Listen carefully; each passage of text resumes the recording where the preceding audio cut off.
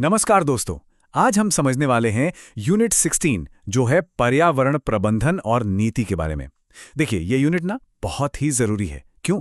क्योंकि इससे हमें पता चलता है कि आखिर हम, हमारा देश और यहाँ तक कि पूरी दुनिया मिलकर अपने पर्यावरण को, अपने प्लैनेट को बचाने के लिए क्या-क्या कदम उठा रहे हैं। तो चलिए बिल्कुल आसान भाषा में इसकी शुरुआत करते हैं। अच्छा, तो इस यूनिट में हम क्या क्या देखने वाले हैं? देखिए, हम 5 मुख्य बातों पर फोकस करेंगे। सबसे पहले ये समझेंगे कि भाई पर्यावरण प्रबंधन आखिर इतना जरूरी है क्यों? फिर हम बात करेंगे कि हम अपने इस साझा ग्रह की सुरक्षा कैसे करें। उसके बाद देखेंगे कि बिजनेस या कंपनियां क्या कर सकती हैं। चौथा, हम भारत की खास पॉलिसीज पर नजर डालेंगे और हाँ, आखिर में एक फटाफट रिवीजन भी करेंगे ताकि सब कुछ अच्छे से याद हो जाए। तो चलिए सबसे पहले और सबसे बड़े सवाल से शुरू करते हैं कि आखिर हमें एनवायरमेंटल मैनेजमेंट की जरूरत पड़ी ही क्यों? मतलब ये सब शुरू कहां से हुआ? इसे समझने के लिए हमें उस असली प्रॉब्लम की जड़ तक जाना होगा जिसे हम सब मिलकर सुलझाने की कोशिश कर रहे हैं। हुआ ये कि इंडस्ट्रियल रेवोल्यूशन के बाद क्या हुआ? फैक्ट्रियां लगने लगीं, शहर तेजी से बढ़ने लगे, विकास की रफ्तार बहुत तेज थी। पर इस तेज रफ्तार की हमें एक बहुत बड़ी कीमत चुकानी पड़ी। हमने नेचर से, प्रकृति से जरूरत से कहीं ज्यादा संसाधन ले लिए और बदले में क्या दिया? ढेर सारा प्रदूषण। नतीजा, हमारे रिसोर्सेज कम होने लगे, पर्यावरण को सीधा सीधा नुकसान पहुंचने लगा। और बस यहीं से हमें यह समझ आया कि भाई विकास का यह तरीका ठीक नहीं है, हमें इसे बदलना ही होगा। और इस प्रॉब्लम से निपटने के लिए भारत ने शुरुआत से ही एक्शन लिया, कानून बनाए। यहां आप स्क्रीन पर 3 सबसे जरूरी कानून देख सकते हैं। 1974 में आया वाटर एक्ट, फिर 1981 में एयर एक्ट और 1986 में एनवायरनमेंट प्रोटेक्शन एक्ट। आप समझिए, ये 3 कानून हमारे देश में पर्यावरण की सुरक्षा की मजबूत नींव की तरह हैं। चलिए अब जरा देश की सीमाओं से बाहर निकलते हैं और पूरे ग्लोबल लेवल पर सोचते हैं। इस सेक्शन में हम एक बहुत ही दिलचस्प कॉन्सेप्ट के बारे में जानेंगे जिसे कहते हैं ग्लोबल कॉमन्स। मतलब कुछ ऐसे रिसोर्सेज जो किसी एक देश के नहीं बल्कि हम सबके हैं, पूरी इंसानियत के। तो सवाल उठता है, ये ग्लोबल कॉमन्स आखिर हैं क्या? बिल्कुल आसान भाषा में समझिए, ये दुनिया के वो बड़े बड़े हिस्से या संसाधन हैं जिन पर किसी एक देश का कंट्रोल नहीं है। कोई एक देश ये नहीं कह सकता कि ये मेरा है। इसका सबसे अच्छा उदाहरण है, मान लीजिए एक बहुत बड़ा सा पब्लिक पार्क जो किसी एक शहर का नहीं बल्कि पूरी दुनिया का है। अच्छा, तो इस पूरी दुनिया के पार्क में आता क्या क्या है?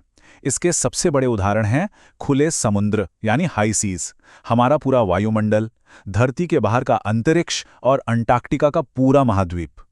और एक मजेदार बात बताऊं, अब तो साइबर स्पेस यानी हमारा इंटरनेट वर्ल्ड, उसे भी एक तरह का ग्लोबल कॉमन माना जाने लगा है। अब आप सोच रहे होंगे कि ये साझा इलाके आखिर कितने बड़े हैं, तो जरा इस आंकड़े पर गौर कीजिए। दुनिया के जो महासागर है ना, उनका लगभग 64% हिस्सा हाई सीज यानी खुले समुद्र में आता है। मतलब वो किसी भी देश के कंट्रोल में नहीं है।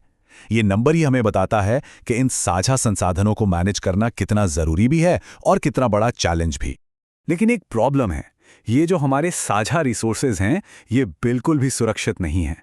इन पर कई तरह के खतरे मंडरा रहे हैं, जैसे कि ग्लोबल क्लाइमेट चेंज और प्रदूषण, हद से ज्यादा मछली पकड़ना यानी ओवरफिशिंग, यहां तक कि अंटार्कटिका जैसी साफ सुथरी जगह पर भी टूरिज्म और बाहरी जीव जंतुओं के आने से खतरा बढ़ता जा रहा है। ओके, तो अभी तक हमने ग्लोबल लेवल की बात की।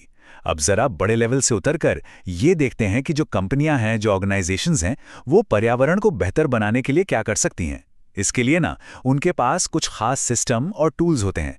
आप इन्हें एक तरह का ग्रीन बिजनेस टूल किट कह सकते हैं।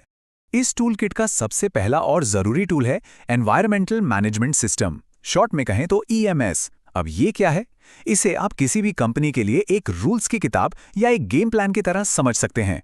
ये एक पूरा फ्रेमवर्क है, एक ढांचा है जो कंपनी को बताता है कि वो कैसे सिस्टमैटिक तरीके से अपने एनवायरमेंटल इम्पैक्ट को नापे, उसे कंट्रोल करे और उसमें लगातार सुधार करती रहे।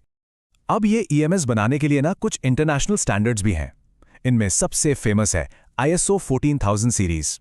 यहां 3 खास स्टैंडर्ड्स को समझते हैं। पहला है ISO 14001। यह बताता है कि एक अच्छा ईएमएस कैसे बनाया जाए, उसके क्या नियम होने चाहिए। इससे कंपनियों को इंटरनेशनल मार्केट में पहचान मिलती है। दूसरा है ISO 14040। यह लाइफ साइकिल असेसमेंट के बारे में है। मतलब एक प्रोडक्ट बनने से लेके खत्म होने तक पर्यावरण पर क्या असर डालता है। और तीसरा है ISO 14020। ये इको फ्रेंडली या ग्रीन जैसे लेबल्स के लिए नियम बनाता है ताकि हम ग्राहकों को सही और सच्ची जानकारी मिले। चलिए, अभी हमने जिस लाइफ साइकिल असेसमेंट यानी LCA की बात की, उसे थोड़ा और डिटेल में समझते हैं। सोचिए, ये किसी प्रोडक्ट की पूरी जन्म कुंडली निकालने जैसा है। उसके बनने से लेकर खराब होने तक हर स्टेज का एनवायरमेंटल एनालिसिस। इसके 4 मेन स्टेप्स होते हैं। पहला, हम अपना गोल सेट करते हैं कि पता क्या लगाना है। दूसरा स्टेप है इन्वेंट्री एनालिसिस, मतलब प्रोडक्ट बनाने में कच्चा माल, एनर्जी, पानी, सब कुछ कितना लगा, उसका पूरा डेटा इकट्ठा करना। तीसरा, उस डेटा का पर्यावरण पर क्या असर पड़ रहा है, इसका आकलन करना। और चौथा और आखिरी स्टेप है इंटरप्रिटेशन, यानी नतीजों को समझना और ये सोचना कि हम कहाँ सुधार कर सकते हैं। अच्छा, एक और टूल है एनवायरमेंटल ऑडिटिंग। इसे आप समझिए कि ये कंपनी के ग्रीन एफर्ट्स का एक रिपोर्ट कार्ड है। ये एक तरह की सिस्टमैटिक चेकिंग होती है, ये देखने के लिए कि कंपनी पर्यावरण से जुड़े सारे नियम कानून मान रही है या नहीं, और उसने जो अपने ग्रीन टारगेट सेट किए थे उन्हें पूरा कर भी रही है या बस बातें ही कर रही है। तो अब तक हमने ग्लोबल लेवल और कंपनियों की बात कर ली। अब वापस अपने देश पर आते हैं और देखते हैं कि भारत में एनवायरनमेंट को बचाने के लिए कौन सी खास पॉलिसीज और टारगेट्स हैं। देखिए, भारत के सबसे बड़े कमिटमेंट्स में से एक ये टारगेट है। भारत ने लक्ष्य रखा है कि 2030 तक वो अपनी एमिशन इंटेंसिटी यानी उत्सर्जन तीव्रता को 33 से 35% तक कम करेगा। अब इसका सीधा सा मतलब क्या है? इसका मतलब है कि हमारी इकोनॉमी तो बढ़ेगी, देश तरक्की करेगा, लेकिन उस तरक्की के साथ जो प्रदूषण होता है उसकी रफ्तार को हम कम करेंगे। और ये हमारे प्लैनेट को बचाने की दिशा में एक बहुत ही बड़ा कदम है। अब बात करते हैं सस्टेनेबल डेवलपमेंट गोल्स यानी SDGs की। ये असल में पूरी दुनिया के लिए एक तरह का ग्लोबल रोड मैप है। यूनाइटेड नेशंस के सभी सदस्य देशों ने, जिसमें भारत भी शामिल है, इन्हें अपनाया है। इसमें गरीबी खत्म करने, प्लैनेट को बचाने और सभी के लिए शांति और समृद्धि सुनिश्चित करने जैसे कुल 17 बड़े लक्ष्य हैं। और भारत इन ग्लोबल गोल्स को पूरा करने के लिए जी जान से लगा हुआ है और कई योजनाएं चला रहा है। जैसे प्रधानमंत्री उज्ज्वला योजना को ही ले लीजिए, जिसमें गरीब परिवारों को क्लीन कुकिंग फ्यूल यानी गैस सिलेंडर दिया जाता है। ये सीधे सीधे अच्छे स्वास्थ्य और क्लीन एनर्जी वाले SDGs से जुड़ता है।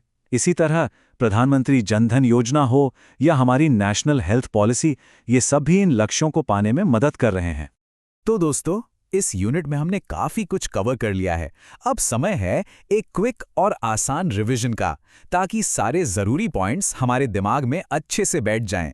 तो चलिए इस यूनिट के की टेकअवेज यानी मुख्य बातें फटाफट दोहराते हैं। सबसे पहले हमने जाना ग्लोबल कॉमन्स के बारे में, यानी हमारे ग्रह के साझा संसाधन। फिर हमने समझा EMS और ISO स्टैंडर्ड्स को, जो कंपनियों के लिए एक तरह की एनवायरमेंटल रूल बुक हैं। इसके बाद हमने सीखा लाइफ साइकिल असेसमेंट या LCA के बारे में, जो किसी प्रोडक्ट का पूरा एनवायरमेंटल फुटप्रिंट नापता है। फिर देखा एनवायरमेंटल ऑडिट, जो कंपनी का ग्रीन रिपोर्ट कार्ड है। और आखिर में हमने भारत की पॉलिसीज और SDGs को लेकर उसके कमिटमेंट्स पर भी बात की। और इस यूनिट को खत्म करने से पहले मैं आपके लिए एक सवाल छोड़कर जा रहा हूं, जिस पर जरूर सोचिएगा। ये जो बड़े बड़े लेवल पर पॉलिसीज बन रही हैं और कंपनियां जो ये नए नए टूल्स अपना रही हैं, ये सब हमारे और आपके, मतलब हम आम लोगों की रोज की जिंदगी में एक पॉजिटिव बदलाव लाने के लिए हमें कैसे प्रेरित कर सकते हैं? For more clear explanations and daily IGNO videos, subscribe to IGNO Mind Decoded.